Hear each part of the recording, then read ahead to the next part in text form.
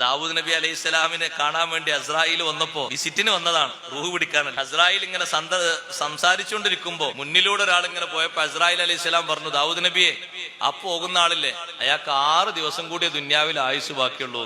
മുപ്പരത്തിന്റെ ചിത്രം ഉണ്ടല്ലോ, അതിന്റെ എല്ലാ കാറ്റലോഗും ഉണ്ടല്ലോ, ആരെ പിടിക്കണം, ഏത് സമയത്ത് പിടിക്കണം.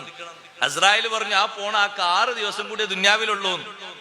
ദാവൂദ് നബി അലൈഹി സ്വലാം 2, 3, 4 കൊല്ലം കഴിഞ്ഞിട്ട് ഈ മനുഷ്യനെ കണ്ടപ്പോ ദാവൂദ് നബി ചിന്തിച്ചു, പടച്ചോനെ, ഇയാളെ പറ്റിയല്ലേ എന്ന് 6 ദിവസം ഉള്ളൂ എന്ന് പറഞ്ഞ്, ഇയാൾ ഇപ്പോഴും ജീവിച്ചിരിക്കണ്ടല്ലോ, മരിച്ചിട്ട് പിന്നെയും ജീവിച്ചു. അസ്രായിൽ അലൈഹി സ്വലാം പിന്നൊരിക്ക വന്നപ്പോ ചോദിച്ചാൽ, നിങ്ങൾ 6 ദിവസം ഉള്ളൂ എന്ന് പറഞ്ഞാൽ ഇപ്പോഴും ഹയാത്തിലുണ്ടല്ലോ, അത് നിങ്ങൾക്ക് കേൾക്കണോ?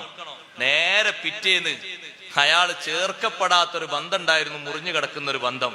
ആ ബന്ധം ചേർത്തിട്ട് ബന്ധം ഉഷാറായപ്പോ അള്ളാഹു തആല ഒരു 20 കൊല്ലത്തെ ആയുസ്സും കൂടി നീട്ടിക്കൊടുത്തിട്ടുണ്ട്.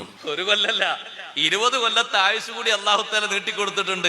ഇനി ബാക്കിയുള്ള കൊല്ലം കൂടി കഴിഞ്ഞിട്ട് ആള് മരിക്കുള്ളൂ. ആയുസ് നീളാനൊക്കെ എന്തും ചെയ്യൂല, നമ്മൾ എന്തും ചെയ്യും. നിങ്ങൾ ഏതെങ്കിലും ചികിത്സക്കാരത്ത് പോയൊക്കെ നിങ്ങൾക്ക് ആയുസ് 25 കൊല്ലം നീട്ടിക്കിട്ടും. ഒരു 10,000 രൂപ സംഭാവന എന്ന് പറഞ്ഞാൽ എണ്ണി കൊടുക്കൂല അവിടെ, ഒരു മിനിറ്റ് താമസിക്കാതെ. ഒരു ചെലവുമില്ല, ഒറ്റ കാര്യമുള്ളൂ, സിലത്തുർ റഹിം, കുടുംബബന്ധം ചേർക്കുന്നത് ദുന്യാവിലും ആഖിറത്തിലും സമൃദ്ധി ലഭിക്കുന്ന കാര്യമാണ്. അർശിന്റെ തണൽ കൊള്ളുന്ന 77 വിഭാഗങ്ങളിൽ എണ്ണപ്പെട്ടൊരു വിഭാഗമാണ് വാസിലുർ റഹിം. കുടുംബബന്ധം ചേർത്ത ആൾക്ക് അർശിന്റെ തണലുണ്ടെന്ന് സയ്യിദുനാ റസൂലുള്ളാഹി.